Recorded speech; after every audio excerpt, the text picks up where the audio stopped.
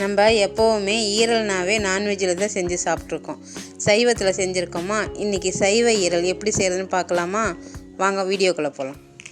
Hi friends, welcome to mini magic kitchen. வீடியோக்குள்ளே போகிறதுக்கு முன்னாடி நம்ம சேனலை மறக்காமல் சப்ஸ்கிரைப் பண்ணிக்கோங்க. பக்கத்தில் உள்ள பெல் ஐக்கானை ப்ரெஸ் பண்ணிக்கோங்க.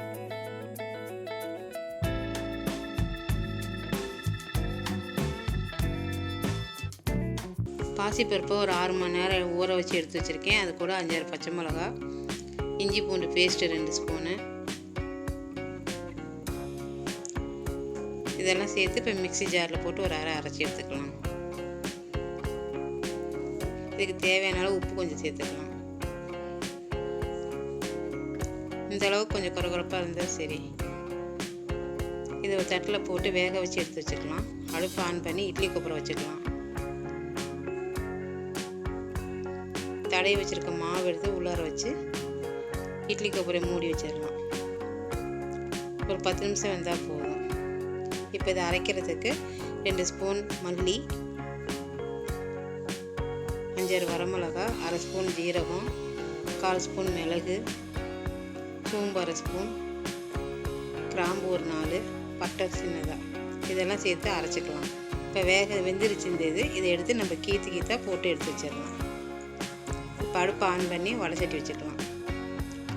ஆயில் சேர்த்துக்கலாம்.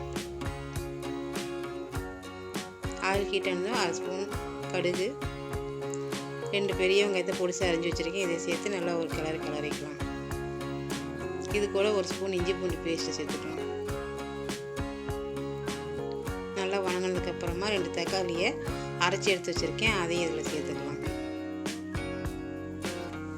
பச்சை வாசனை போகிற அளவுக்கு ஒரு கிண்டிக்கலாம். 1/2 ஸ்பூன் மஞ்சள்தூள், அரைச்சி வச்சுருக்க பொடியை சேர்த்துக்கலாம். நல்லா கிளறினதுக்கப்புறமா மட்டன் மசாலா கொஞ்சமாக சேர்த்திக்கலாம்.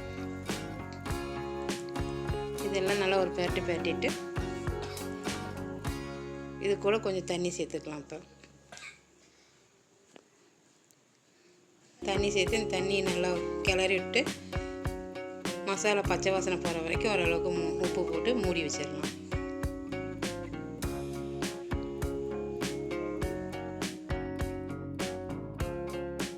இப்போ நல்லா கொதிச்சிருச்சு. இதுக்கப்புறம் நம்ம அரைச்சி வச்ச அந்த பீஸ் எல்லாம் எடுத்து இதில் சேர்த்துக்கலாம்.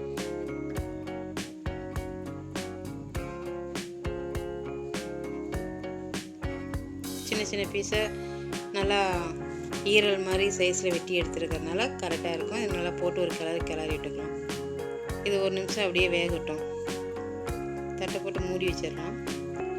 இப்போ பாருங்கள், நல்லா தலைப்பலான்னு கொதிக்குது. ஓரளவுக்கு கரெக்டாக கெட்டியான பதத்துக்கு வந்துருச்சு. இப்போ கொஞ்சமாக மல்லித்தலை தூவி இறக்கிடலாம்.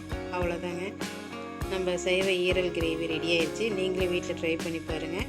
எப்படி இருக்குங்கிறத கமெண்ட் பண்ணுங்கள். ஓகே, பாய்.